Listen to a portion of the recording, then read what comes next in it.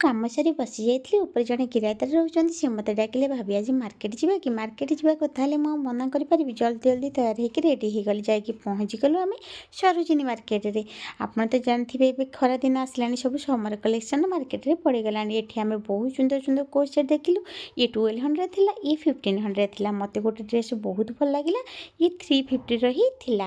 ତାପରେ ଆମେ ଯାଇ ପହଞ୍ଚିଗଲୁ, କିଛି ସୁଟ୍ ଦେଖିଲୁ। ଇଏ 250ର ଥିଲା। ଯେକୌଣସି ସୁଟ୍ ନେବେ ଆପଣ ସେଟ୍ ବାଲା, ये 250 ହିଁ ଆପଣଙ୍କୁ ମିଳିଯିବ। ଏଠି ବହୁତ ସୁନ୍ଦର ସୁନ୍ଦର କୁର୍ତ୍ତା ସେଟ୍ ଆପଣମାନଙ୍କୁ 1500 ଭିତରେ ମିଳିଯିବ। 1100, 1500, 800 ଏଇ ରେଞ୍ଜରେ ହିଁ ଥିଲା। ଏବେ ଯାଇ ଆମେ ପହଞ୍ଚିଗଲୁ ନେକ୍ସଟ ସପ୍ରେ। ଆପଣ ଦେଖିପାରୁଥିବେ ଏଠି ବହୁତ ସୁନ୍ଦର ସୁନ୍ଦର ହିଲ୍ସ ଦେଖିବାକୁ ମିଳୁଛି। ୟାର ପ୍ରାଇସ୍ ହେଉଛି 250 ରୁପିଜ୍ର। ମୁଁ କିଛି ଟ୍ରାଏ କଲି, ତାପରେ କିଛି ବ୍ୟାଗ୍ ଆମେ ଦେଖିଲୁ। ୟାର ପ୍ରାଇସ୍ ଥିଲା 350 ରୁପିଜ୍ର। ଆଜିର ଭିଡ଼ିଓ ଯଦି ଆପଣମାନଙ୍କୁ ଭଲ ଲାଗୁଥିବ ଚ୍ୟାନେଲକୁ ସବସ୍କ୍ରାଇବ୍ କରିଦେବେ, ଲାଇକ୍ କରିବାକୁ ବିଲକୁଲ ଭୁଲିବେନି। ଜୟ ଜଗନ୍ନାଥ।